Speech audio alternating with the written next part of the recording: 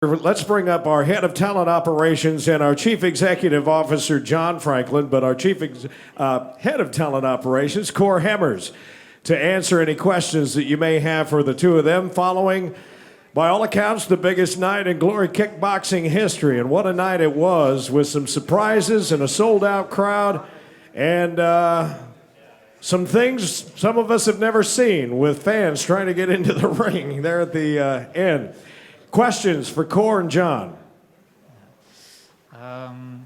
Cor and Jon, I think it was a great night for kickboxing. A lot of things happened. How do you assess the night? How we experienced the night? Yeah, what did you thought of the evening? How it went? Well, I think it was an amazing evening, and especially for the sport. You know, I mean, I told it already before to other journalists. Kickboxing was still there, but it was not that great as it was before. And we needed a couple of years to establish this brand, to develop new talent. And I think tonight is a night that we can say that kickboxing is back, you know, as I was used to it. So happy feeling, satisfied. Yeah. I think we needed a bigger building. We could have squeezed a few more people in there, but we also could have been in a bigger place. So when and if we put this rematch together, we're going to be in a bigger building. Might have a little more security, but we want to come to a bigger building. What did you thought when Badr made his entrance? The crowd went nuts, and you saw all the guys jumping on the ring. What went through your head at that moment? I was impressed with Badr all the way through the fight, all the way through the preparation for the fight. He was a professional. He took his injury like a professional. He looked to see what was coming next. You know, everybody's heard all these stories about Badr, but I think he proved that he is, a great guy and a true professional. And you saw him in the ring, still at the top of his game. So we're excited to see him back in the Glory ring again. I'll tell you what I thought when I saw those people coming toward the ring, because I was staring them right in the eye. I thought, I really need to train at Hemmers' gym. That's what I thought. I may not get out of here alive. Questions? Yeah. Rico won the fight. Raymond Boyarsky asked, he told in a television show that he wanted to fight the winner. Is that going to happen? Well, television shows are now, it seems like that are the platform to challenge, but I think we, from talent operations, with our team, we're going to discuss what will be next, so I don't know yet. But is it an opportunity? We have enough fighters yet on the ranking, so like I said, we first gonna see what we're gonna do. There is still some people waiting to challenge Rico that are on the contract with Glory.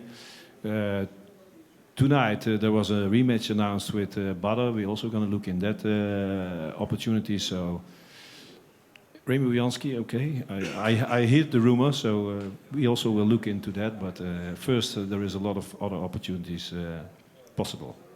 Okay, thank you for the amazing evening. Cor, we've actually got a question coming in from Twitter. Shortly after the fight between Rico and Badr, Gokhan Saki started tweeting saying he wants to come back and challenge Rico for the heavyweight belt. Well, I'm not surprised about that because he just apped me. So I told him, listen, Saki, we will have we speak each other next week. I mean, Saki and me know each other very well. So I just got the app, so I'm looking at it when I was standing here. And we're gonna look. Saki has still a contract with Glory. So it's not a surprise that he will come back. It's only the timing and the right opponent. So he's challenging now, not by a television platform, but by my iPhone. So maybe that makes a bigger chance. And he has a contract with Glory, so we're certainly going to look into that.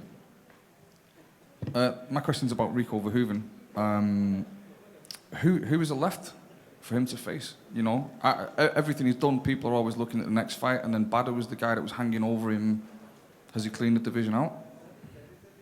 Well, we have actually a contender winner. I have a little bit of problem, so I have to think about it. We have a contender winner, Ismail Lond, who is waiting to challenge him, and actually he has the right to fight him. So that's a possibility. And then we saw Mr. Jamal Ben Saddik winning the number 2 of the ranking. So give those guys a little bit time, and I think yeah, very soon we will have a new really interesting opponent for Rico. You know. And second question, we had some amazing fights tonight. Have you given any thought yet to your fight night bonuses? Normally we did it together, but since the last event, we actually liked the interaction with the fans. So it's to be decided by the fans. So it's not in our hands anymore. I think that's the most fair thing. So the fans have eaten. If I'm right, it's 48 hours to react. Ethan, they have 48 hours. Yeah, yeah. So let them react. I mean, it's up to the fans who is the fighter of the night and what is the situation about that, you know. And we just gonna listen and gonna look. Maybe one of the girls. Yeah. The fight of the night. Yeah, what do you think? Listen. We normally have in the Glory Super Fight Series, we have a world title fight. And we also wanted the fight of Nicky Holske. That was to be expected, an amazing fight. We want to have that also in the collision part. So we had a little bit of problem about having the last, what should be the main event of the Glory Super Fight Series. So I discussed with Raymond, he's my partner in the talent operations. And we said maybe it's an amazing idea to give the fight to Dut and Ilunga, because those guys always are spectacular fighting, and I think we did a great job, and we had a great main event for the Glory Super Fight Series. And for me, but who am I, man? But that was, for my opinion, the fight of the night. Yeah, and then qua publicity, it was of course Rico versus Balor. Question back here. Wherever right here. Go ahead. Which talent did surprise you the most, Cor, tonight? Quick in my head, Dylan Salvador, actually. I think the French fighters did well, actually, tonight. It's a pity that Amal Debbie lost, but it's very good that Tiffany Versoest won, so nothing wrong about that. But we had great performances from the French fighters, and I think Dylan Salvador, who's actually a guy coming out of the 67 kilo division, we scouted him, and we wanted him already for a long time, but he had other obligations. He was available to participate in the contender, fighting in the first place Anatoly Moisev, which is a strong and very good fighter. So I really didn't expect. I really wanted to see how he would perform against a strong guy like that. He did very well. I was surprised by him, and then he win the whole thing. So. Yeah, my applause for Dylan Salvador. He surprised me. You know, I was expecting that we contracted a good fighter, but he still have to prove himself on a big platform like this with strong opponents, and he did his job. Yeah, I've noticed that there are a lot of European fighters fighting on your fight cards. Can we expect more in the lighter divisions, Chinese fighters, and due to your visit in Asia? Well, if you're well informed, this is an open door, because we're going to launch Glory in 2017 in China. So I've been there a couple of weeks for scouting. There is so much talent that you cannot imagine what I've seen there. So yeah, for sure, we will. I think in 2017, early 2017, you will see Chinese fighters. Tonight we did a Chinese performance, a tiny show about the Shaolin. Just to give an idea that we are coming, just for the Chinese public.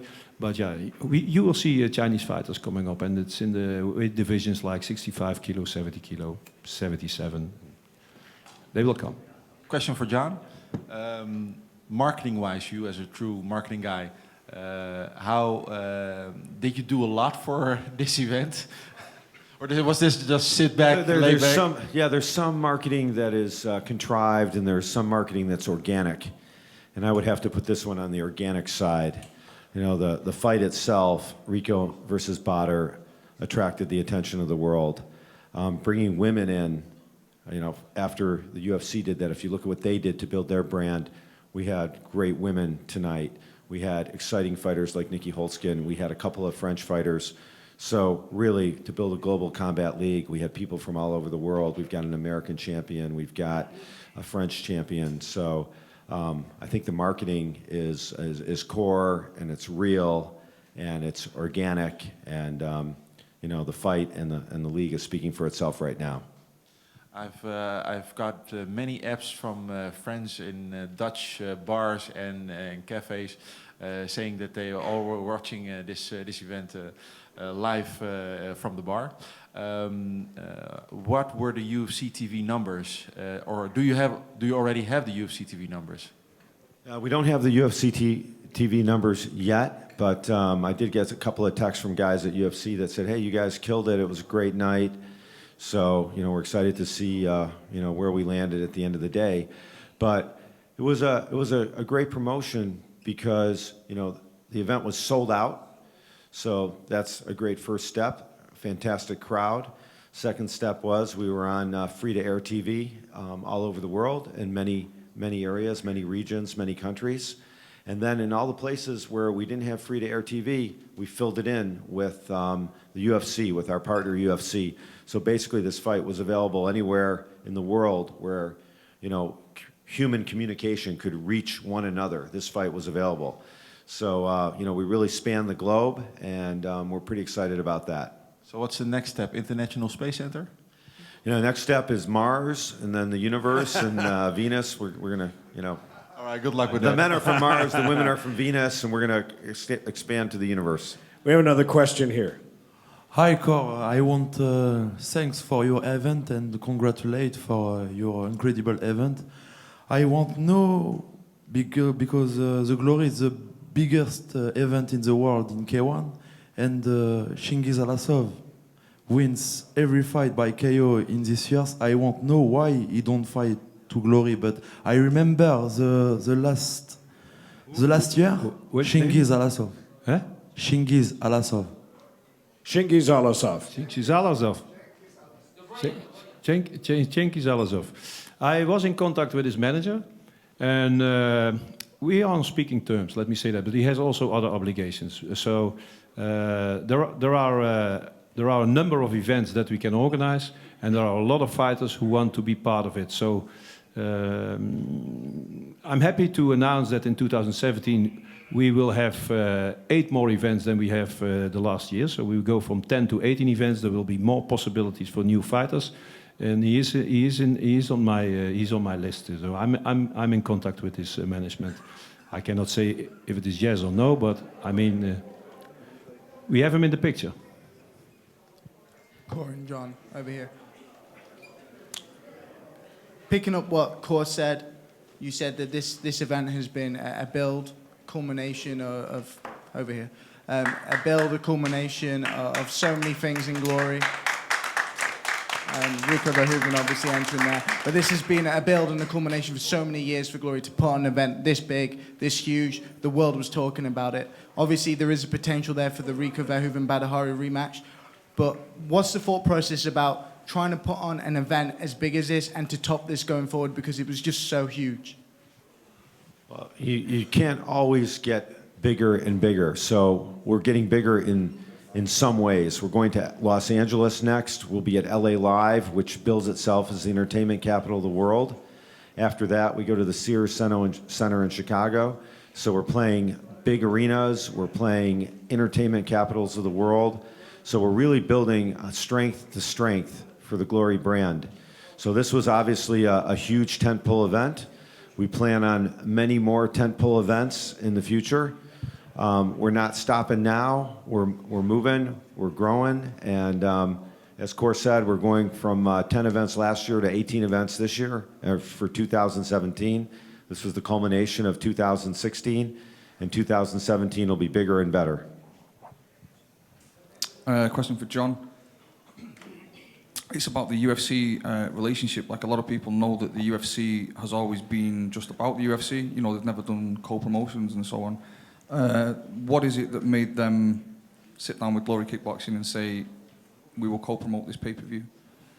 I think the UFC recognizes us as the top kickboxing brand in the world, just like we recognize them as the top MMA brand in the world. So for us to work together is totally appropriate. They've got some things going on that we, could take advantage of. We've got some things going on that they could take advantage of. So it's been a great partnership for the last year, and we want to continue that partnership with the UFC. I think they're excited about us. We're excited about them. They sent us a lot of great texts tonight when we said, hey, we're going to go over on time. We got a note from UFC that said, hey, we're sticking with you forever. And I didn't think they meant forever in terms of time and space. I think they just meant tonight till the fight ended. But I like seeing a text from the UFC that said, we're with you forever. So that was pretty nice. Do you think there's any possibility that, if the UFC had fighters who wanted to test themselves under Glory rules, or, Glory had fighters who also compete in mixed martial arts, that maybe you could see some crossovers? Yeah, I wouldn't rule anything out. They've got their contracts, we've got our contracts, but we talk to them every day. So, I can't say there's anything in the works, but, I never rule anything out. You never know what happens in the future. It's the one thing is you never say never. All right, I'm going to cut Jon and Cor loose here. A hand for our head of talent operations and our chief executive officer. They, along with their teams behind the scenes, got us to this event here tonight in Oberhausen.